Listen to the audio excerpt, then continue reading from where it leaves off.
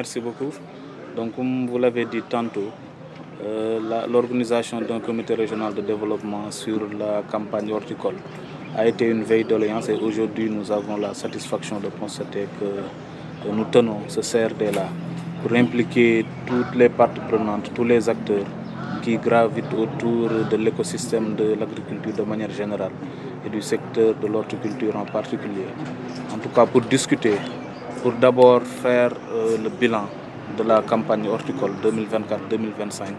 et pour ce bilan faire les constats qu'il faut, tirer les leçons qu'il faut, mais aussi voir quels sont les défis à relever et en fonction de ces défis-là tirer des conclusions en perspective de la campagne 2025-2026. Et comme vous le constatez, pour la campagne 2024-2025, l'État du Sénégal a fourni beaucoup d'efforts dans le cadre de l'accompagnement des producteurs, dans le cadre de la régulation du marché, mais aussi dans le cadre aussi de la sensibilisation de tous les acteurs concernés pour que les textes réglementaires qui sont pris puissent être respectés par tous les acteurs et à tous les niveaux. Et alhamdoulilah, des productions records ont été enregistrées, mais comme chaque année, il y a eu quelques défis. Il va falloir mettre l'accent sur ces défis relativement au stockage, relativement au respect des prix, mais aussi et surtout au respect ou bien le fait de mettre en avant que ça concerne les producteurs, les consommateurs ainsi que tous les acteurs. À mon niveau, je pense que l'essentiel, c'est de mettre en avant l'intérêt des consommateurs, c'est de mettre en avant l'intérêt des citoyens, parce que tout ce que nous sommes en train de faire, c'est l'intérêt général en tout cas qui nous guide. Il va falloir à tous les niveaux que chaque acteur puisse prendre conscience de sa responsabilité et à chaque étape qu'on puisse mettre en avant l'intérêt général et l'intérêt des citoyens et des consommateurs. Je pense que si nous avons ce consensus-là,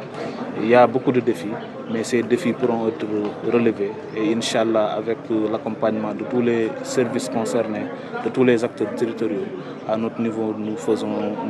Inch'Allah, nous ferons le suivi nécessaire pour nous permettre de relever tous ces défis dans la région de Thiès. Donc région de Thiès comme ni nga ko waxee léegi rek yàgg nañ di amal doléance dañ daan seetlu ni d'habitude rek bilan campagne agricole moo daan am de manière générale buñ xoolee région de Thiès taxawaay bu am solo bi mu am ci horticulture dañ daan wax ni dañoo bëggoon di amal CRD boo xam ni campagne horticole la alhamdulilah ren nag tenir nañ ko woo nañ acteurs yi nga xam ne yëpp ñoom ñooy nekk ci secteur de l'agriculture de manière générale mais secteur horticole en particulier pour amal waxtaan bi lenn rek moo ko tax a jóg mooy nan la ñuy def ba càmbar li amoon ci campagne bi weesu buñ ko càmbaree ñu xool lan moo ci dox mais ginnaaw li ci dox loolu ñu xool lan moo ci doon comme rëq-rëq ak yan saafara la ñuy mën a wut ba rëq-rëq yooyu ren incha allah ñu mën a xam wala ñu mën a fexe ba nan la ñuy def pour éviter ko. léegi nag loolu moo ñu permettre nag ñu mën a am vision maanaam perspective pour campagne bi di ñëw